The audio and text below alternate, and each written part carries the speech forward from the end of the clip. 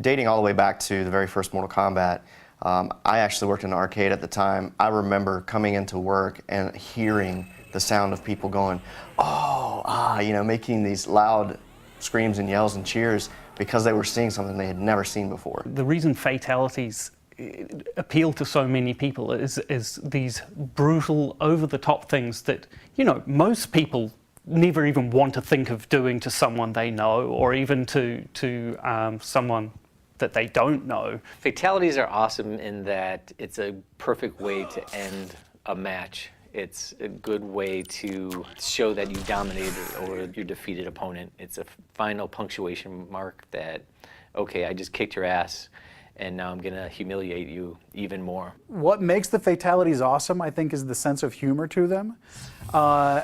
And I know it took me a while to get my arms around the mentality of them myself. And it's, you know, they're very graphic and very disturbing and disgusting, but there's an underlying humor to them that, you know, certainly is what defines my favorite ones. And it was kind of what made them enjoyable to work on for me. It was you know, finding that humor and kind of bringing that out, you know, graphically and visually. I think a lot of the casual players, you know, specifically pick up Mortal Kombat, are always looking up, you know, what are the fatalities, how gruesome they are, you know, even finding out, like unlocking them through the game and stuff like that. And I really think, you know, this game around, I think we really took it to a whole new level. Initially, we, you know, we try and come up with a brainstorming session, kind of get some ideas, or like think about stuff, and then we kind of all get together, me and the other designers, and go through, kind of bounce ideas off each other a little bit, and kind of formulate one really great idea out of all of us. And from there, we do a couple of practices, try to figure out the timing, things like that. We go in the studio, we shoot the actual motion. From there, we take the data, process it, get it into the computer, exaggerate it well beyond whatever we shot so that we get like this really great performance with all the gruesome, brutal things that people come to expect from Mortal Kombat. So once all of the action had been defined, we would make sure that blood, any of the magic, any of the you know, any of the other visuals that don't fall under either environments or characters would get put into the cinemas. The most fun I had was actually the one fatality, actually in particular, was the Kung Lao. You know, one of the iconic ones that have been used in a lot of the marketing now, when he lays down his hat and, you know, pulls the unsuspecting victim through it. Carlos is you know, he's a huge character in the studio, and he likes to keep the mood upbeat. The best part that I love about these fatalities is I get to beat up on Rick O'Mara, and he also gets to, you know, perform his fatalities on me. I actually remember when we were shooting the Cabal fatality where the victim falls on the hook swords, and you had Tony supporting Carlos as Carlos is falling over, and it was just hilarious because when you look at the raw data up on the screen, you don't see Tony there, so he fell and it looked so perfect. It was hilarious.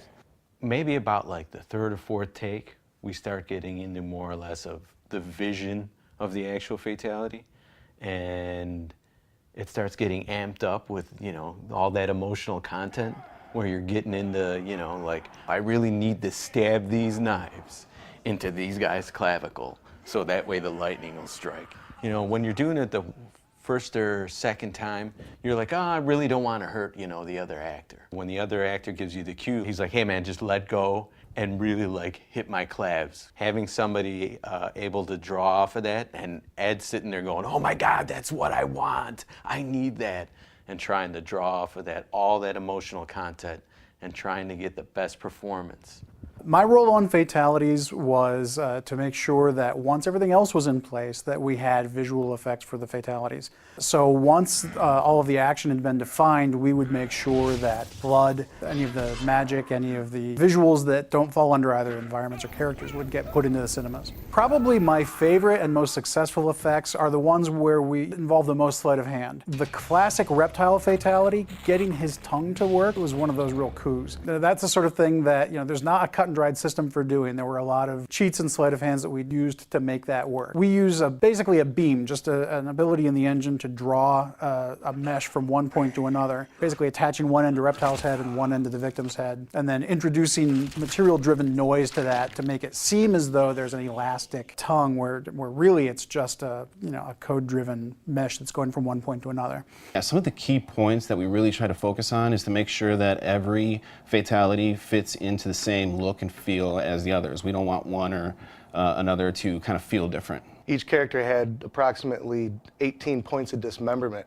So you can imagine, the technical hurdles we had to go through initially, working closely with the tech group to get a procedural tool inside of our tool to be able to do it on the fly. The effects guys had a major role in making the fatalities just look perfect. They are masters of blood placement and all the effects that go with fatalities, like radons, electricity, all the blood decals that had to be put on to make fatalities look nasty.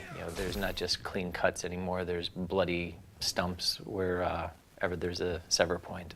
Every fatality had its own challenges, ranging from just making the blood look good, and blood from the outset is a tricky thing to get right. Fluids and liquids are a difficult thing to do in particles. It's even more difficult to do in real time when we don't have the ability to render something, when we have to do a graphic that will update 60 times a second. And so even just the rudiments of getting the liquids to look good had its own challenges. One of the really cool things was at E3 this year and a bunch of the other trade shows. We got to see some of the stuff that we thought of and came up with, and we weren't sure how well it was going to translate. I thought it was cool, but then, during the demos we did, the first time we showed fatalities, we showed this trailer of a bunch of the fatalities together, and we had people standing up and clapping for moments of things that I came up with, like Sector's fatality, for instance, when all the missiles come out and blow up all the body parts, people just going nuts for that. A lot of people were cringing, and I think that's kind of maybe when we started, or going in the right direction here.